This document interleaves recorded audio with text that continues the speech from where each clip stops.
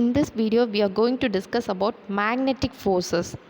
So normally we know the basic concepts of magnetostatics and different magnetic field quantities, and we have studied about the Biot-Savart law, Ampere circuit law, and the physical significance of the magnetic flux density, scalar potential and vector potential. So here this topic is related to the magnetic forces.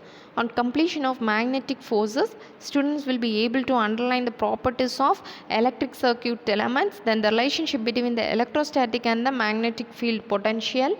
Then they can, with the knowledge of this Biot-Savart law, Ampere's law, and physical significance of magnetic flux density, with this knowledge of the steady magnetic field, we can study the main things of forces and torques. So the main difference between the electric field and the steady magnetic field is that the electric field can exert the force on stationary charge or the moving charge, while the steady magnetic field can exert a force only on the moving charge. So this magnetic field is produced due to the moving charges only and not from the stationary charges. So this magnetic field can exert force only on the moving charges and not on the stationary charges.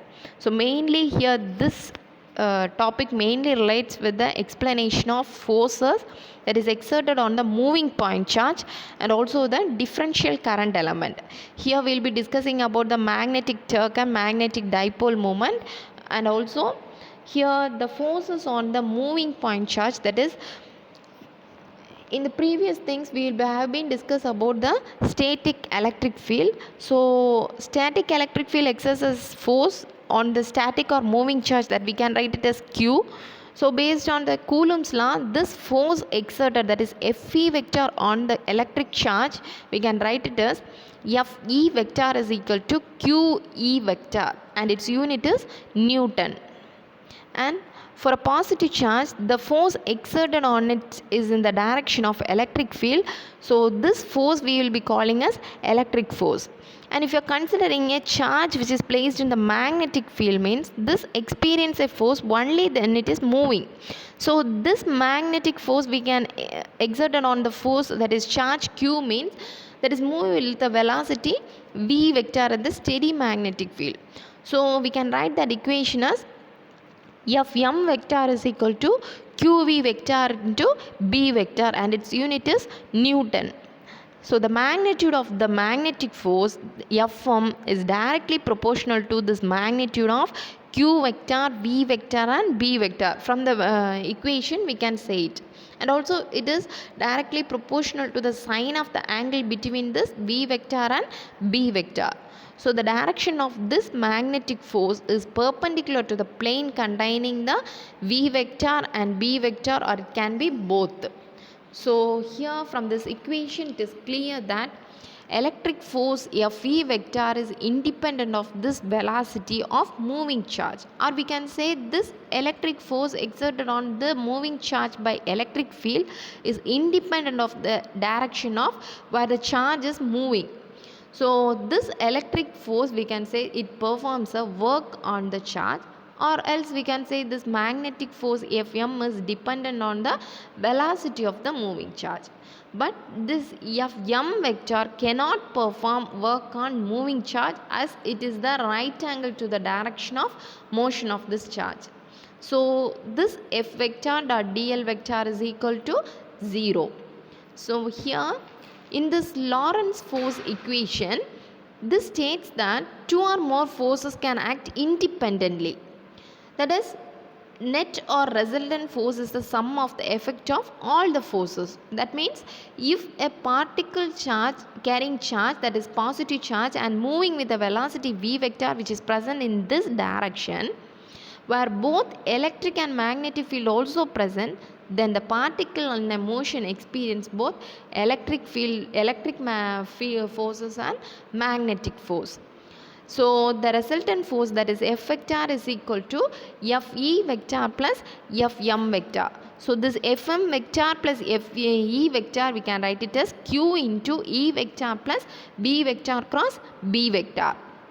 And this equation we can say it as Lorentz force equation. So that is relating the mechanical force to electrical force. And here the important points we have to remember about this Lorentz force equation is first term, that is QE vector, that does not depend on V vector, and this FE vector is in the same direction. Then second term is Q into V vector cross B vector is depending on B vector, and also it is perpendicular to both V vector and B vector. So here if the mass of the charge is m, then we can write the equation as F vector is equal to m into A vector, that is equal to m into d vector by dt, equal to q into E vector plus V vector cross B vector. So here these are the important points that we have to remember about this Lorentz force equation. And in the case of electric field, the stationary particle we will be writing as QE vector, and the particle in motion is QE vector. In the case of magnetic field, there is no stationary particle, only moving particles, so that we can write it as QV vector cross B vector.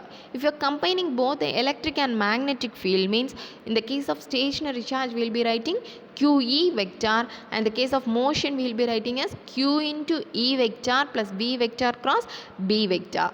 So mainly this electric force exerted at a point charge is irrespective, and it is stationary or in motion, but in the magnetic force that is exerted only in the motion.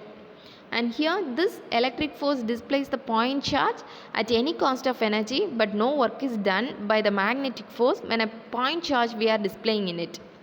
So these are the things we have been discussed in the Lorentz force equation.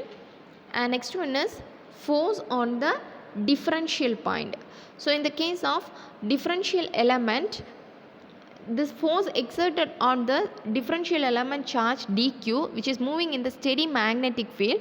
So df vector is equal to dq into V vector cross B vector, and the current density we can express in terms of velocity of the volume charge density. So that is J vector is equal to rho v into V vector, but the differential element of charge can be expressed in terms of volume charge density, so that we can write it as dq is equal to rho v into dv.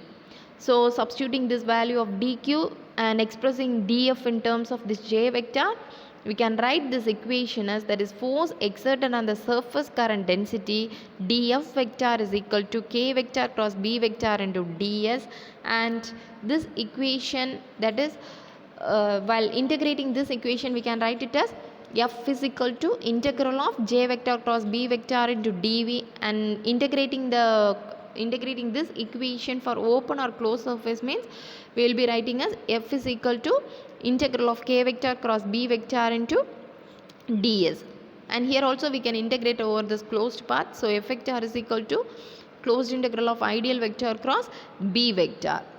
And if you are taking a force on the straight and the long current carrying conductor, means if this conductor is straight long current carrying conductor, then the magnetic field intensity will be uniform here.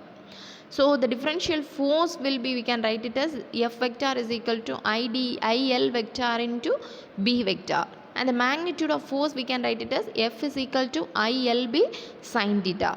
Actually the magnetic field exerts a magnetic force on the electrons, which we are consisting as the direct current, but these electrons are a part of the conductor, so this magnetic force get transferred to the conductor lattice.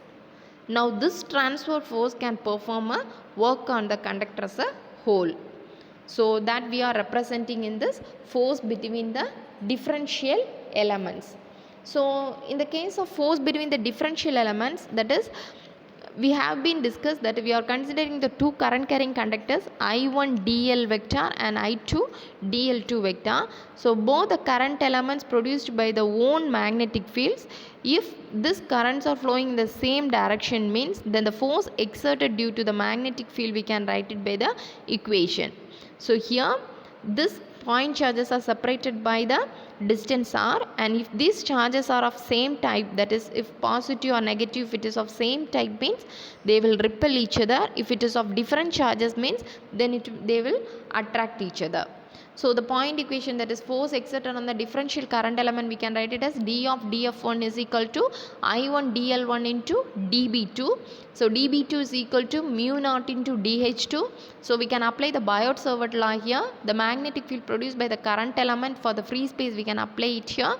From that equation, the force between the two current elements based on Coulomb's law, by integrating this double integration, that is d of df2 twice, the total force F1 on the current, we can write it as F1 is equal to mu naught of I1 I2 divided by 4 pi integral L1 L2, then dl1 into dl2 into AR21 divided by R21 square. Actually, these equations are obtained by interchanging the subscripts, that is 1 and 2. So by using the back cap rule for expanding this vector triple product, we can write it as F2 vector is equal to minus F1 vector. And the quiz questions on this magnetic forces is, what do magnets produce? That is magnetic field. Where is the force of attraction the strongest on the magnet? It is at the poles. Thank you.